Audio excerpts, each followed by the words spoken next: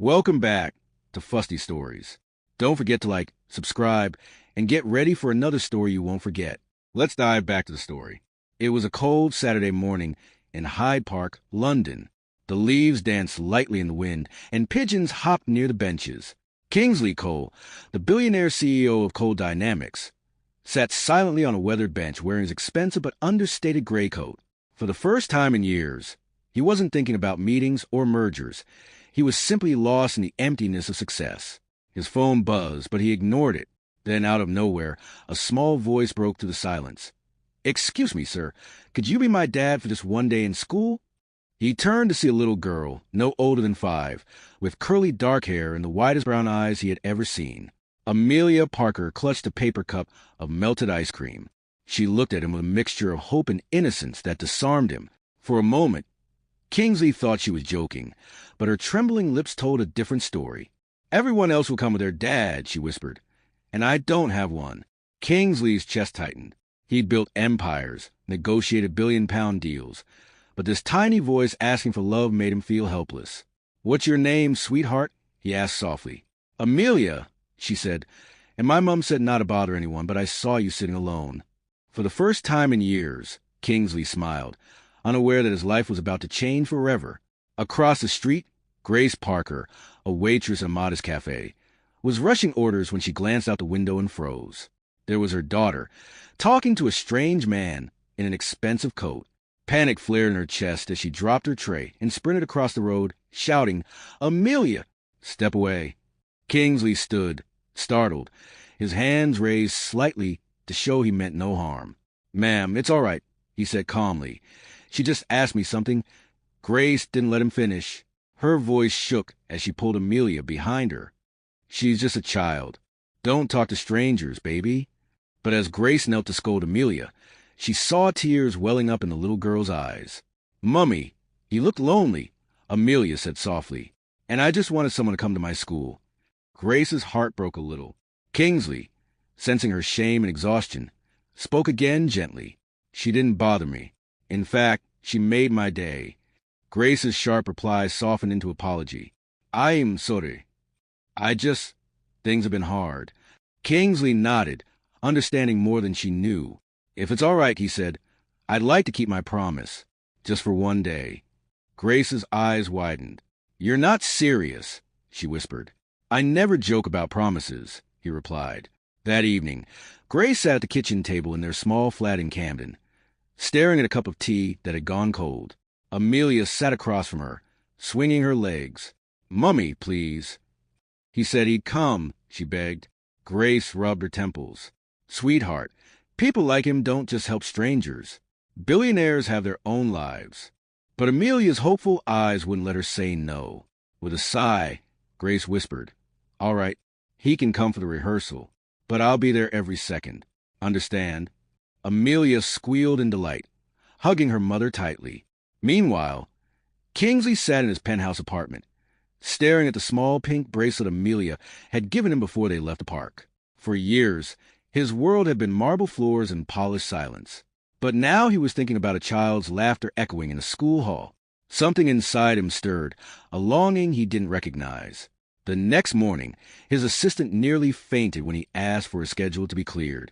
"Sir, the shareholders' call," she asked. "Postpone it," Kingsley said. "I have a personal engagement." The words sounded foreign on his tongue, but it felt right. The school hall was alive with music and chatter when Kingsley arrived, dressed in a simple navy jumper instead of his usual designer suit. Parents whispered, recognizing him from the news. Grace felt her stomach twist in anxiety as he walked in. "You didn't have to come," she muttered nervously. "I made a promise," he replied, smiling faintly. Amelia, dressed in her paper crown, waved excitedly from the stage. When her turn came, she looked toward Kingsley. He stood up, straightened his shoulders, and read his dad line from the cue card. "That's my girl." But halfway through, he stopped. He looked at Amelia, truly looked at her, and his voice softened. "That's not just my girl," he said. "That's a star." The entire hall fell silent. Grace's heart skipped. This wasn't the cold CEO she expected. It was a man who meant every word. When the performance ended, Amelia ran into his arms, and Grace couldn't help but smile through her tears. For the first time in years, the walls around her heart began to tremble. That evening, Kingsley joined them for pizza at a small family restaurant. He laughed, genuinely, for the first time in ages, and Grace couldn't ignore the warmth spreading quietly inside her. 2 days later, Grace walked into the cafe to find her co-workers whispering. One held up a tabloid magazine. On the cover was a photo, Billionaire Kingsley Cole seen with mystery woman and child. Grace's stomach dropped. The article called her a waitress gold digger, and Amelia, the CEO's secret child. She stormed into the back room, hands shaking. How could something so pure turn into gossip overnight? That evening, she confronted Kingsley outside her flat. You said this wouldn't cause trouble, she snapped. Kingsley's eyes darkened. I never thought someone would care enough to twist a moment of kindness. Grace's voice cracked with frustration. You don't understand what it's like for people like us. I worked years to stay invisible, and now everyone's watching. Kingsley took a step closer. Grace, I can fix this. But she shook her head. No, just stay away from us. Her words hit him like a blade. For a man used of power, rejection felt foreign. As he walked away, he realized that for the first time, he wanted to be seen not as a billionaire, but as a man trying to belong. Back in his glass-walled office overlooking the Thames, Kingsley couldn't concentrate. His assistant noticed a shift. He wasn't signing documents, wasn't barking orders. Instead, he stared at a child's crayon drawing pinned to his desk. 3 stick figures holding hands, Amelia, Grace, and him. The drawing had been in his coat pocket since that day in the park. The board members began to whisper. He's distracted, one said. Sentimental, another muttered. But Kingsley didn't care. He felt more human now than he ever had before. That night, he made a decision.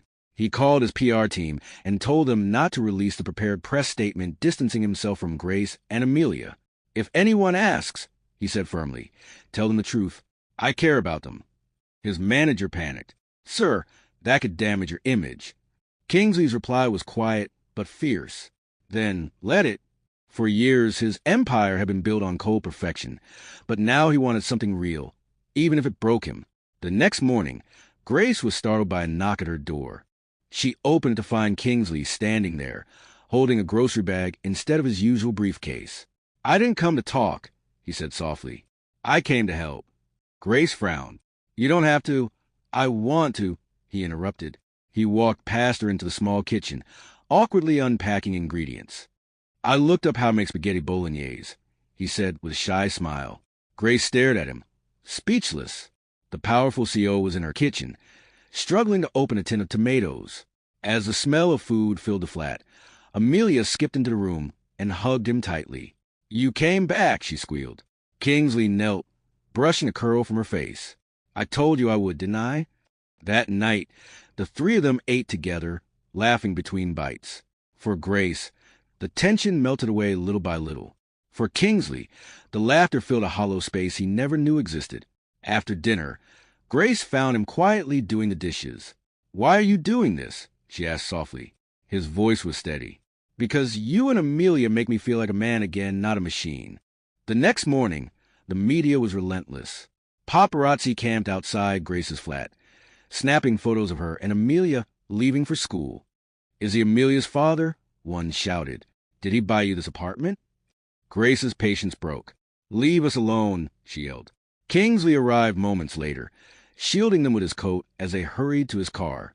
This is madness, Grace said, trembling. You shouldn't have to suffer for our mistake. Kingsley turned to her, eyes burning with conviction. It wasn't a mistake. Amelia asked for a dad, and I said yes. I'm not backing out now. He arranged a private school transport for Amelia and hired security to keep photographers at bay. But inside, Grace was conflicted. Her heart was opening to him. But was this compassion or danger? That night, she found herself watching the news, where a commentator mocked her as another Cinderella story. She turned off the TV and cried quietly. Meanwhile, Kingsley sat in his dark office, looking at his reflection in the window. They can call it what they want, he whispered, but she's not a story. She's my truth. Grace decided to distance herself again.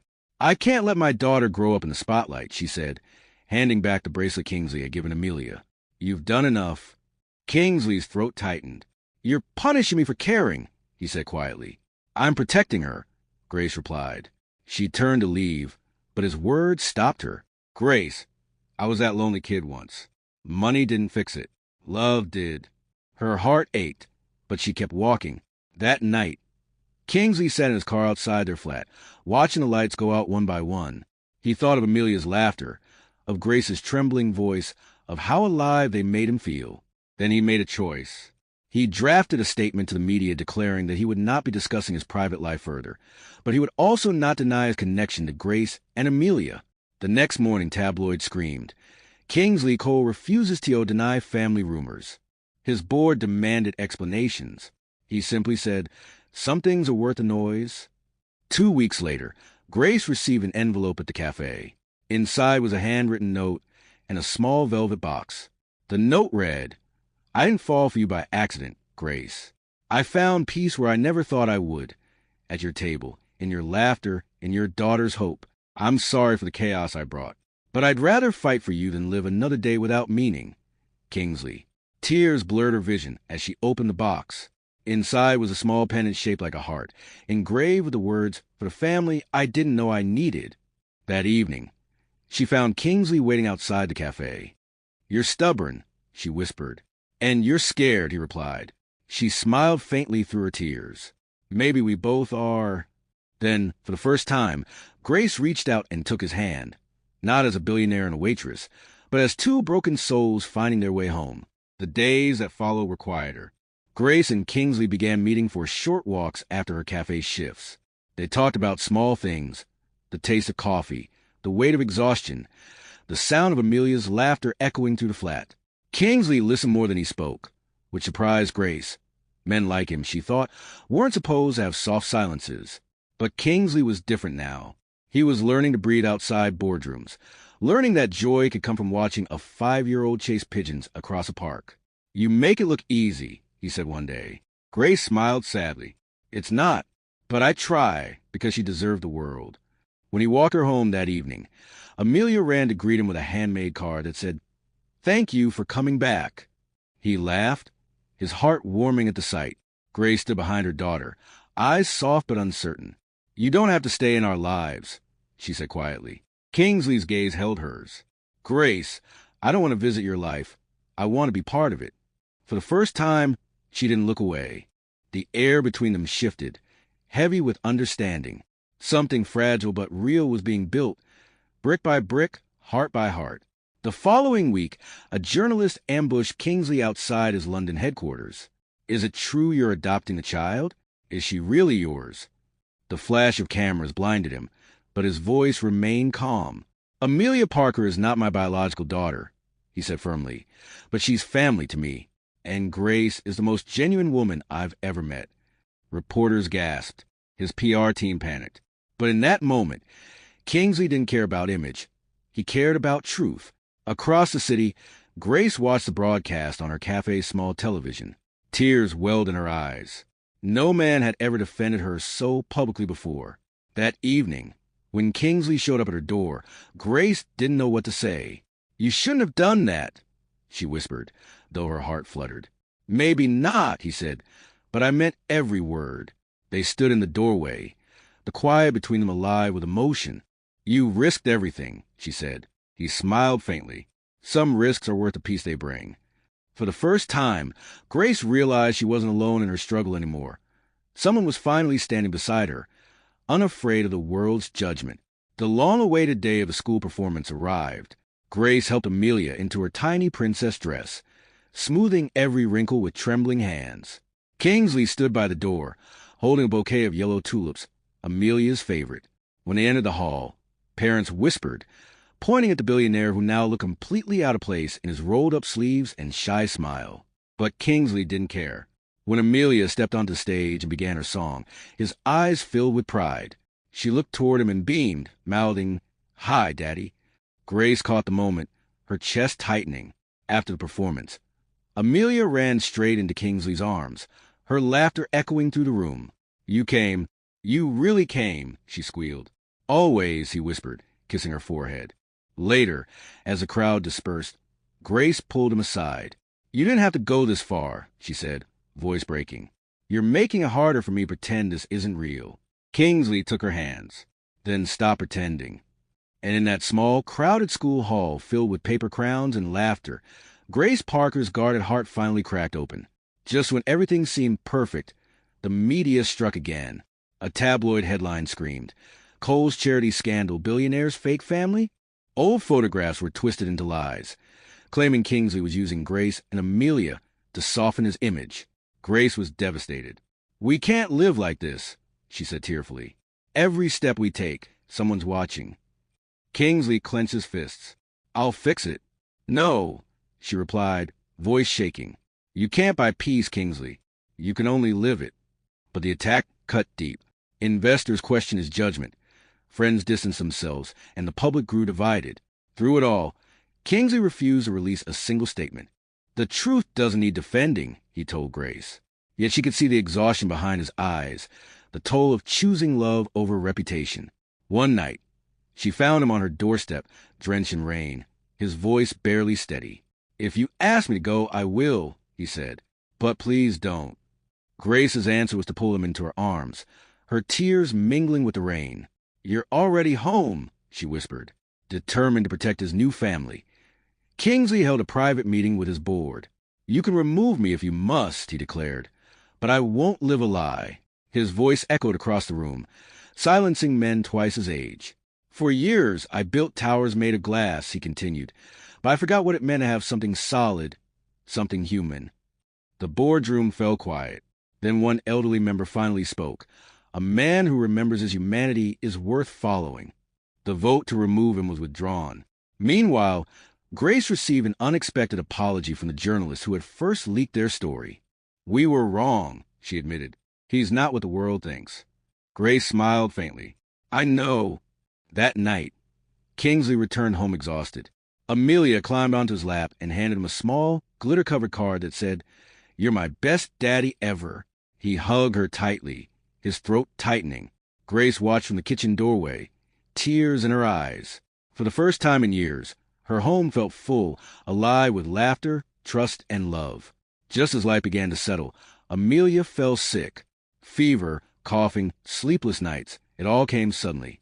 Grace stayed by her bedside for days, refusing to rest. Kingsley canceled every business meeting to sit beside them.